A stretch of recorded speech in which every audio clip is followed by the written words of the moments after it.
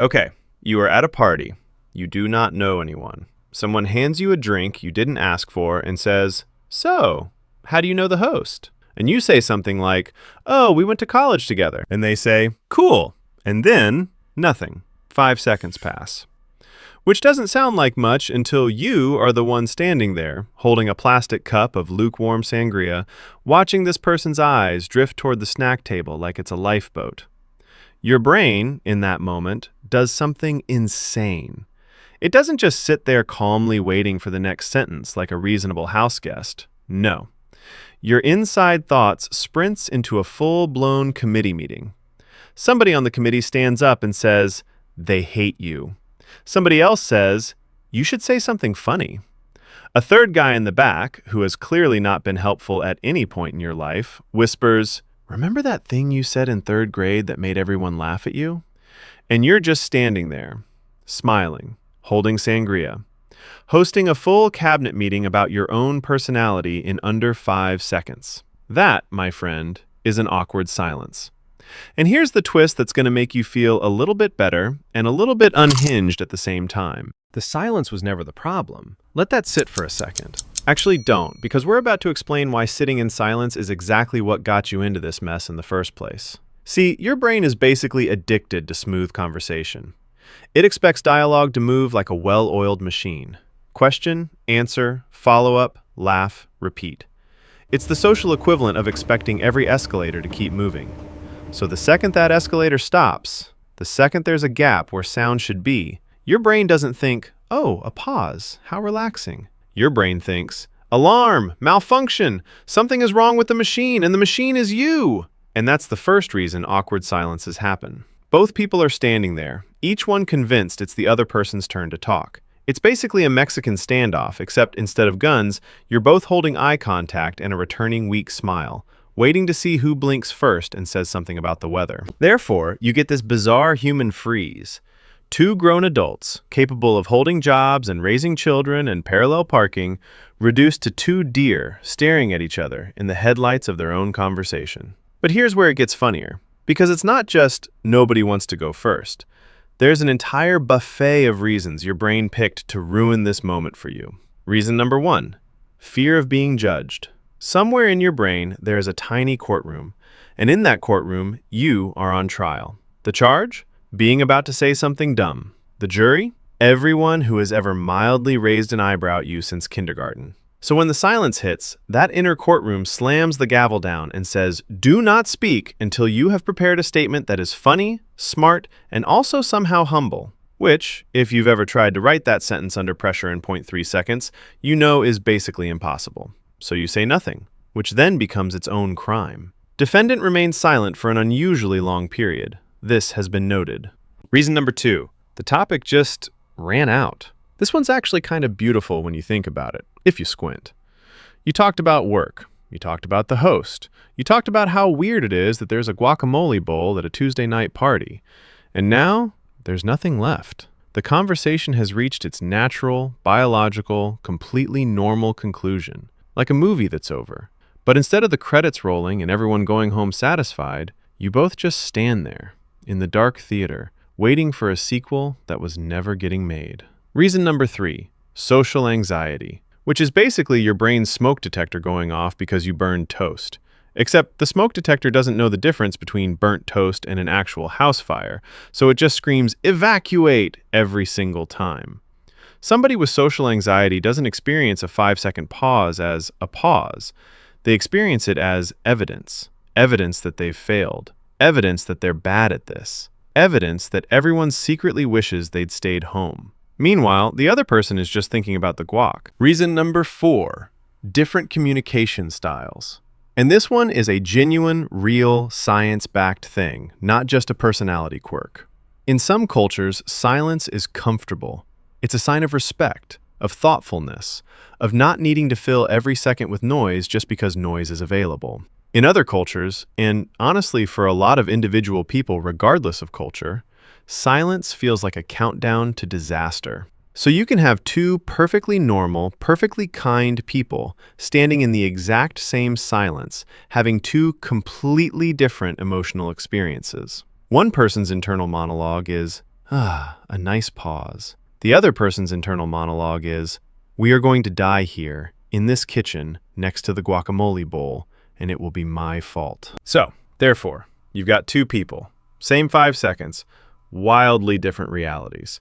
Which brings us to the actual plot twist, the thing that changes everything once you see it. The silence was never actually the villain of this story. Let's replay it.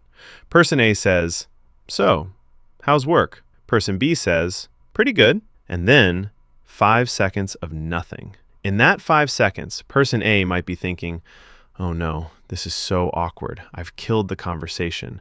I am, medically, a conversation murderer." And in that exact same 5 seconds, person B might be thinking, what should I ask next? Maybe about their trip. Or should I ask about their dog? Wait, do they have a dog? I think they have a dog. Same silence. Two totally different internal movies playing. One person's watching a horror film. The other person's watching a documentary about their own weekend plans. The silence didn't do anything. The silence just sat there, minding its own business, being silent the way silence does. It was the story each person told about the silence that made all the difference. One person narrated it as catastrophe. The other narrated it as a Tuesday. And this is where confident people have basically been getting away with something this whole time. Confident people are not, shockingly, silent-proof. They don't have some magical force field that prevents pauses in their conversations. What they have is much simpler, and honestly a little bit annoying once you realize it. They just don't assign meaning to the gap. A pause to them is like a breath in the middle of a sentence while reading out loud. Nobody panics when a narrator pauses to breathe. Nobody thinks, "Oh no, the audiobook has failed." It's just part of reading. The silence is doing its job.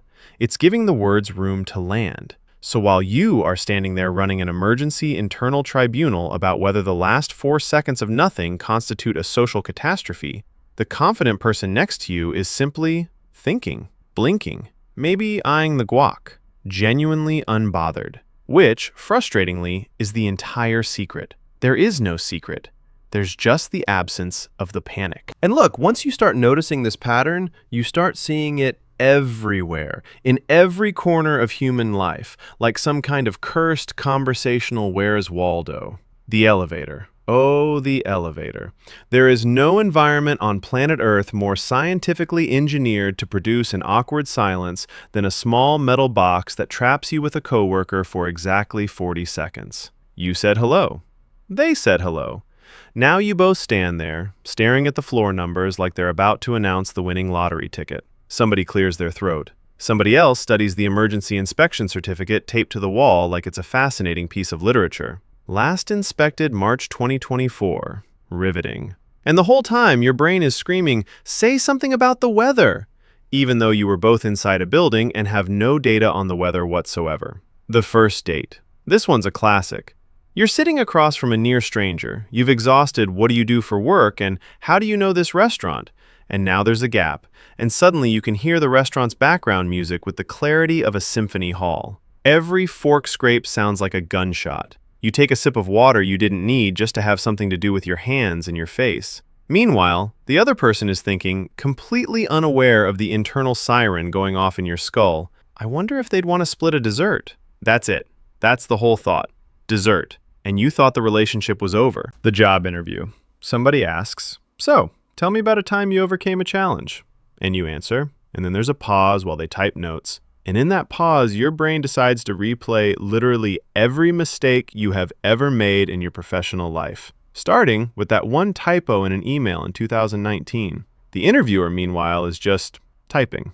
They're not thinking about your typo. They don't know about your typo. Nobody knows about your typo except you and the ghost of that email, which apparently still haunts you specifically during silences. The family dinner.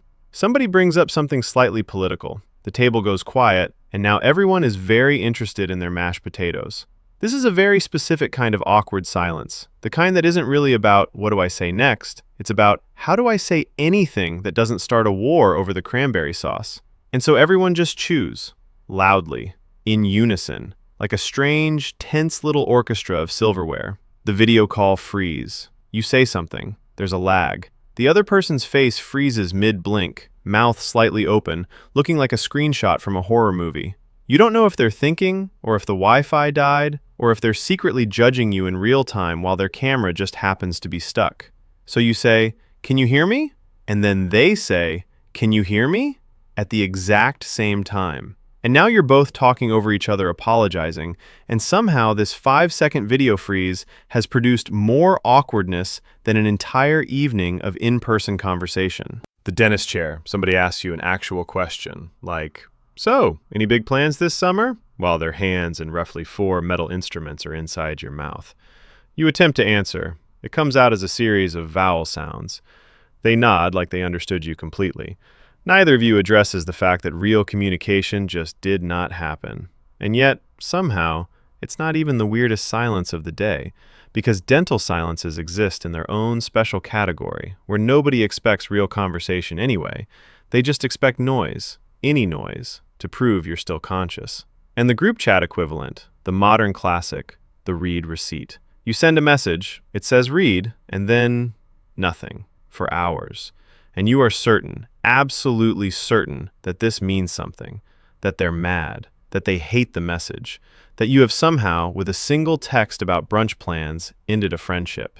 Meanwhile, they just left their phone on the kitchen counter and went to go feed their cat. The cat does not care about your brunch plans.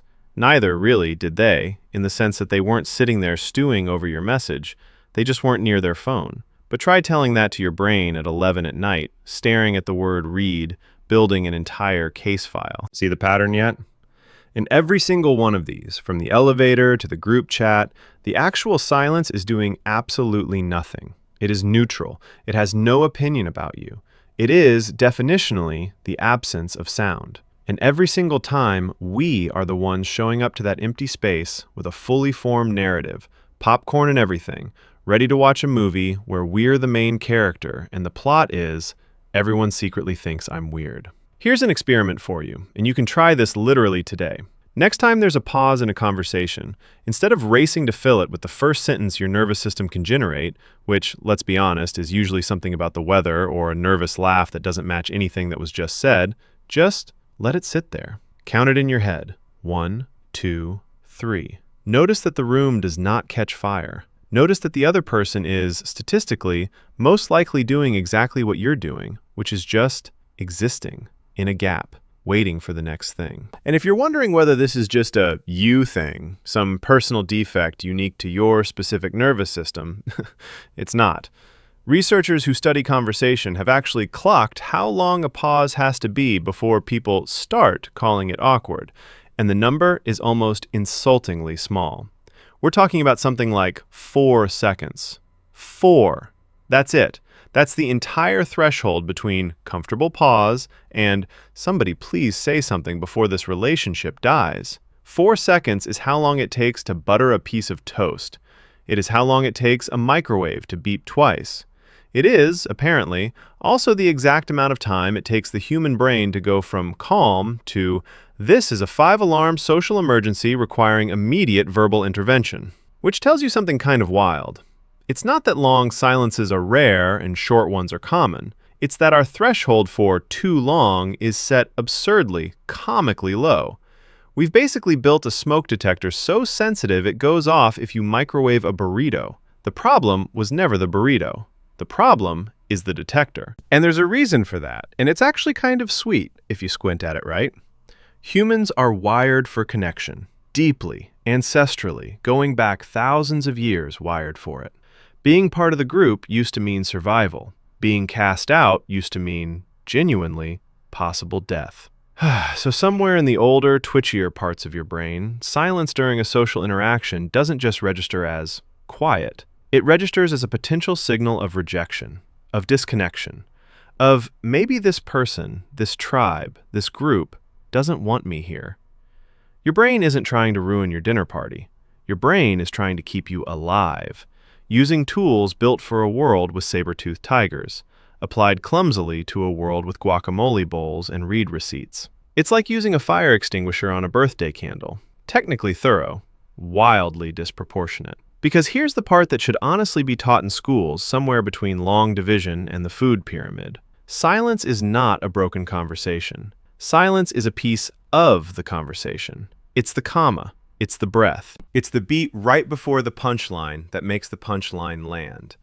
Nobody in the history of stand-up comedy has ever complained that the comedian paused for effect.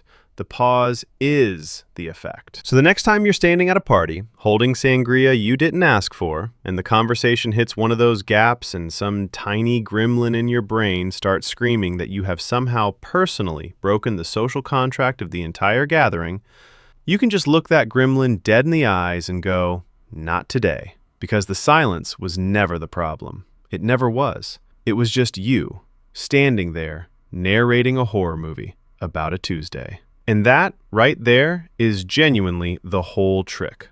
Confident people aren't silence-proof. They've just stopped writing scary stories about the quiet parts. Which honestly is a strangely freeing thing to hear, because it means the goal was never to eliminate the silence. You are not going to become a person who never experiences a pause again. That person doesn't exist. Even the smoothest talker you know, the one who seems to have a perfect follow-up question loaded and ready at all times like some kind of conversational vending machine, still hits gaps. They still stand in elevators. They still get frozen video calls. They still, occasionally, ask, "How's work?" and get "pretty good" in return, and have absolutely nothing prepared for what comes next. The difference isn't that the silence skips them. The difference is that when it arrives, they don't hand it a microphone and let it narrate a tragedy. So maybe the real skill here isn't, how do I avoid awkward silence? Maybe the real skill is, how do I let a silence just be a silence? Let it be 4 seconds of nothing. Let it be a breath. Let the other person glance at the guac if they want to. That doesn't mean the friendship is over. It means somebody clearly hand-mashed those avocados with real love, and that deserves attention. Ask anyone. Let the elevator hum. Let the read receipt sit there unanswered for an hour, because the person on the other end is almost certainly not building a case against you. They are almost certainly just living their life, feeding a cat, buttering some toast, blissfully unaware that they have been cast as the villain in an entire internal courtroom drama over a lunch invitation. So next time you're standing there, sangria in hand, uninvited pause hanging in the air like a slightly awkward house guest that just won't leave, you don't have to chase it out the door. You can just let it sit on the couch for a minute. It's not going to bite anyone. It's not evidence of anything. It's not a verdict on your personality, your charm, or your worth as a conversational partner.